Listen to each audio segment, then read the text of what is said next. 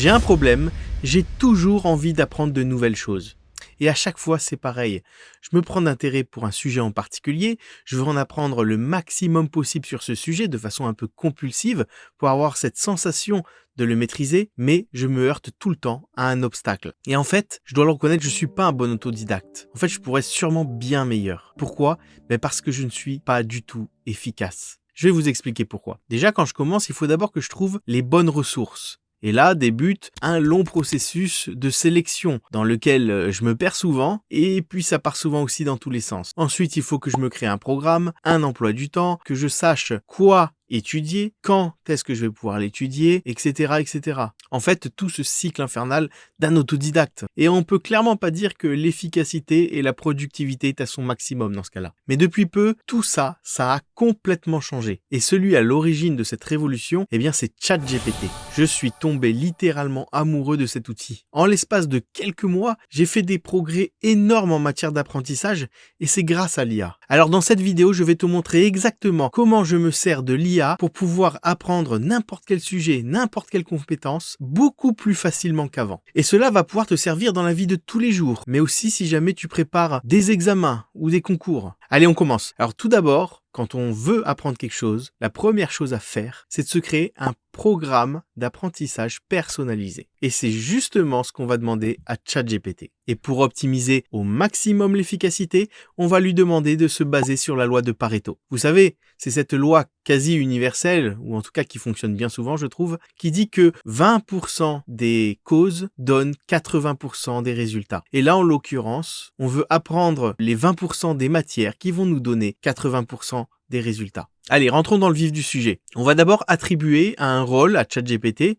Et si vous n'avez pas l'habitude d'écrire à ChatGPT, vous verrez que c'est souvent très utile de lui attribuer un rôle ou un personnage. Ici, dans mon exemple, le rôle, c'est celui d'un excellent codeur Python et d'un prof de codage émérite. Donc une fois qu'on lui a attribué son rôle, on va lui donner du contexte. On va lui dire « Tes plans sont très efficaces car basés sur la loi de Pareto et ils gardent les étudiants motivés et impliqués parce qu'ils sont basés sur des projets et prennent en compte les préférences de l'étudiant. » Et puis enfin, on lui donne son objectif. « Pose-moi toutes les questions dont tu as besoin pour me faire un plan d'apprentissage personnalisé. » Après avoir analysé mes réponses, conçois un plan personnalisé en fonction de mes besoins, sans oublier de trier les apprentissages en fonction de l'importance avec la loi de Pareto, d'ajouter des projets pour chaque thématique, des temps pour les révisions et les évaluations, ainsi que les ressources pour chaque sujet. Alors vous verrez, on retrouve souvent ces trois parties dans les prompts ou instructions que l'on donne à ChatGPT. Alors pour qu'il soit bien complet, on va aussi lui demander des ressources, mais aussi des projets, parce que les projets, c'est de la pratique, et ça va vraiment accélérer l'apprentissage. En plus, se voir arriver à accomplir, même si c'est des petites choses, des petits projets, ça booste la motivation. Donc voilà, tout de suite, ChatGPT nous pose des questions afin de mieux personnaliser notre programme. On voit, il nous demande quel est notre niveau, pourquoi est-ce que l'on veut apprendre Python dans cet exemple, quels sont nos objectifs, combien de temps on peut y consacrer par semaine, quel style d'apprentissage on préfère, lecture, pratique, écoute, etc. Est-ce qu'on a déjà des ressources? Est-ce qu'on a des difficultés particulières? Et est-ce qu'il y a des sujets particuliers qui nous intéressent le plus dans la programmation Python?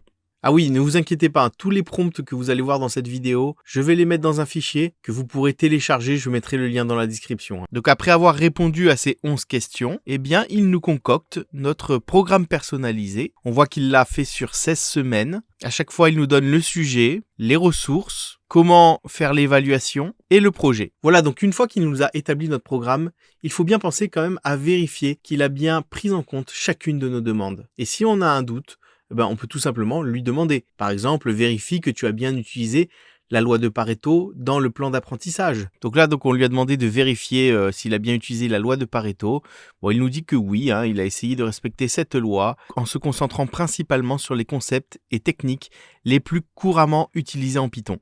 Mais il précise quand même que vu que c'est un plan personnalisé en fonction de nos réponses, il peut évidemment nous amener vers des sujets qui sont plus spécifiques. On peut aussi lui demander de décomposer les semaines en jours travaillés. Comme ça, on a vraiment le détail jour par jour. Donc voilà, là par exemple, il nous a décomposé les 2 premières semaines par jour. Jour 1, quel est le thème qu'on va étudier, qu'est-ce qu'on va faire exactement, quelles ressources on va examiner. Pareil pour le jour 2, jour 3, là au moins on a vraiment du jour par jour. Et puis si jamais les projets ne nous branchent pas trop, on peut lui demander de les changer pour nous donner des nouveaux projets qui collent vraiment à nos intérêts, à nos passions. En l'occurrence, ici, je lui demande « Change les projets par d'autres qui auront un lien avec mes intérêts et passions, comme le cinéma, les jeux vidéo, les mangas et le japonais. » Un vrai geek, quoi. Hein. Voilà, donc là, il nous a changé les projets, hein, et on voit qu'il a pris en compte vraiment mes goûts, mes intérêts, puisque par exemple, on va faire un programme pour organiser notre collection de mangas, jeux vidéo, un autre qui va nous faire des alertes email lorsque de nouveaux épisodes sortent, on va faire un blog de critique, et pareil, un modèle de machine learning simple pour prédire la popularité d'un manga, d'un jeu vidéo, etc. Maintenant que ça c'est fait, si je veux avoir plus de ressources, bien sûr, je peux lui en demander. Et là, non seulement je vais gagner un temps fou de sélection, mais en plus, je peux lui demander en fonction de mes préférences. Par exemple, de mon style d'apprentissage, est-ce que je préfère que ce soit des vidéos, des livres, de l'audio, des exercices interactifs, des cours en ligne, etc., etc.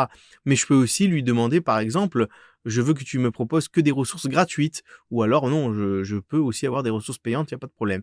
Et il nous donnera tout ce qu'on lui demande, en fait, c'est ça qui est génial. Ici, dans l'exemple, je lui dis, donne-moi des ressources d'apprentissage variées, livres, cours en ligne, vidéos, podcasts, exercices interactifs, pour ce que je dois apprendre. Là, c'est pareil, il nous donne donc plusieurs ressources. On lui a demandé plusieurs types de ressources, il nous les donne, un cours en ligne, vidéo, podcast, exercices interactifs.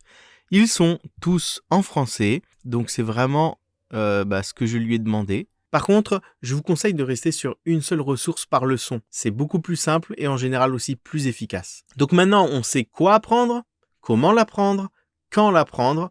En fait, il ne nous manque plus rien. Ça y est, on peut s'y mettre enfin. Et ChatGPT nous a aidés pour la préparation de notre programme, mais maintenant, il va aussi nous aider tout au long de notre apprentissage. En effet, une fois un peu dans le cambouis, entre guillemets, je rencontre tout le temps des problèmes, en fait. Des choses que je ne comprends pas, des choses que je ne sais pas faire, des choses qui ne fonctionnent pas. En général, c'est assez galère. Et jusqu'à il y a encore peu de temps, ce que je faisais, c'est que je partais en quête d'informations sur Google. J'essayais de trouver des forums, des groupes qui répondent à ma question. Bien souvent, c'était pas forcément le cas.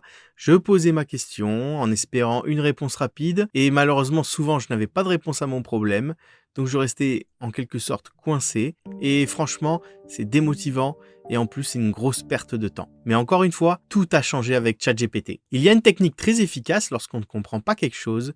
C'est la technique de Feynman. Or, rien de sorcier, hein. Il s'agit d'expliquer une chose le plus simplement possible. Et donc là, il suffit de demander à notre ami ChatGPT de nous expliquer le problème comme si nous étions un enfant de 5 ans. Là, dans l'exemple, on lui dit « Explique-moi le machine learning comme si j'étais un enfant de 5 ans ». Donc là, il nous prend l'exemple d'une boîte de jouets, d'un robot, mais que tu veux que le robot apprenne à trier les jouets par type. Tu commences à lui montrer un par un, tu lui dis c'est une voiture, c'est une poupée. Et au bout d'un certain temps, il a compris à quoi ressemblent les jouets et il arrive à le faire un peu de lui-même. Une autre méthode est de lui demander de faire des analogies ou des métaphores. Ici, dans l'exemple, je lui demande de faire une analogie ou une métaphore sur les boucles en Python. Et on voit que ça marche très bien parce qu'il fait une analogie avec une recette pour faire des crêpes. Et l'exemple est vraiment tout à fait pertinent. Une autre technique encore est de lui demander de nous donner un exercice de visualisation d'un concept afin que l'on puisse l'appliquer dans la vie réelle. Dans l'exemple, on lui demande « Aide-moi à travers un exercice de visualisation à m'approprier le concept des tuples en m'imaginant moi-même l'utiliser dans la vie réelle. » Et là, c'est ce qu'il fait, puisqu'il nous demande de nous imaginer en train de préparer une série de films à projeter pour une fête. D'ailleurs, dans cet exemple, ce qui est aussi très intéressant, c'est qu'il a continué à prendre, pour exemple, des thèmes dont j'ai spécifié que c'était mes passions, mes intérêts. Là, on voit, il nous parle d'un film, il aurait pu prendre n'importe quel film. Non, il a pris un film qui est un animé japonais.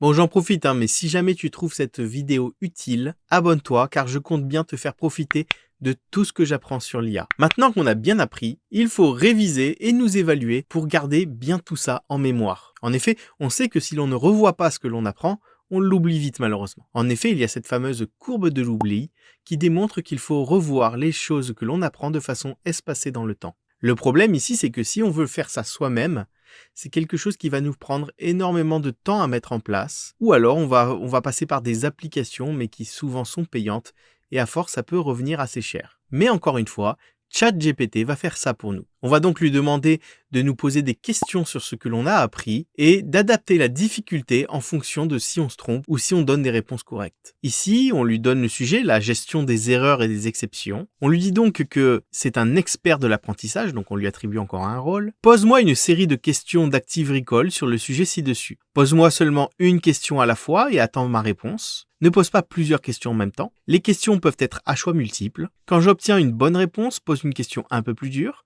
Quand j'obtiens une mauvaise réponse, pose ensuite une question plus facile. Après ma réponse, dis-moi si c'est correct ou faux et donne-moi un exemple de réponse correcte avec une explication. Puis, passe à la question suivante. Commence par me poser la première question. Et donc ensuite, on voit que c'est ce qu'il fait. Il nous pose la première question. Je me trompe, mais ce qui est bien, c'est que non seulement il nous donne la bonne réponse, mais il nous explique pourquoi c'est la bonne réponse. Et on voit qu'à chaque fois, il adapte en fonction de nos réponses. Et il faut faire ce type d'exercice régulièrement, en fait à chaque fois qu'un moment de révision est prévu dans notre programme. Une autre façon de se rappeler des choses que l'on doit connaître par cœur, c'est d'utiliser des moyens mémotechniques. Mais là, c'est carrément pas évident à inventer. On va donc lui demander de nous en trouver. On va lui dire « Tu es un expert en apprentissage. Je vais te donner un sujet que j'étudie et tu vas m'aider en me donnant un moyen mémotechnique pour que je puisse m'en rappeler facilement. Le moyen mémotechnique doit avoir du sens, être marrant et facile à se rappeler. Décompose le sujet et simplifie-le si nécessaire. Écris-le dans un tableau. Le sujet, les expressions régulières. » Et là ensuite, on voit c'est ce qu'il fait. Par exemple, il nous prend le premier symbole, il nous dit que c'est comme une montagne. Les montagnes commencent à partir du sol, tout comme ce que représente ce symbole. Pour le dollar, il nous montre que le dollar, c'est le symbole que l'on voit à la fin d'une facture. Donc ça termine en fait la facture, tout comme le symbole dollar termine une chaîne. On voit aussi qu'il n'a pas pris en compte toutes mes demandes. Par exemple, je lui avais dit de le faire dans un tableau. Il l'a pas fait. Donc je lui demande. Et ensuite, tout de suite, il nous a mis tout ça dans un tableau. Enfin, lorsque vous voulez vous évaluer réellement, vous pouvez lui demander de vous noter, mais vous allez aussi lui demander de vous décomposer le schéma de notation utilisé. Comme ça, vous allez pouvoir bien vous rendre compte à quel endroit vous avez fait vos erreurs. Là, par exemple, c'est pour un exercice de probabilité et on voit que grâce à ce système, à ce schéma de notation, on peut voir les étapes du raisonnement qu'on aurait dû respecter grâce aux points et au schéma de notation et ça peut nous permettre justement de mieux comprendre comment est-ce qu'on peut arriver lors d'un raisonnement à un résultat correct. Alors je suis toujours en train d'essayer d'améliorer mes techniques d'apprentissage avec ChatGPT et effectivement j'ai encore appris de nouvelles techniques mais qui sont quand même plus spécifiques, mais je pense quand même vous les partager dans une prochaine vidéo. Après vous l'avez aussi peut-être remarqué, j'utilise la version payante de ChatGPT, mais si jamais vous utilisez la version gratuite, rassurez-vous, c'est pas extrêmement grave, non. Parce que même si c'est vrai que parfois il peut y avoir des petites différences dans vos réponses, elles vont peut-être parfois être un petit peu moins qualitatives ou un petit peu moins complètes. Dans la très grande majorité du temps, cela ne posera aucun problème. Après, c'est vrai que la version payante offre cet avantage-là, d'être plus complète, mais aussi d'être connecté à Internet et d'avoir l'accès aux plugins. Moi, personnellement, j'y trouve mon compte, mais bon, après ça, c'est un autre débat. Et bien voilà, vous avez ma recette pour apprendre facilement tout ce que vous voulez grâce à l'IA. En attendant, vous pouvez regarder cette vidéo qui s'affiche. Et moi, sur ce, je vous laisse, je vous dis à bientôt et bonne journée.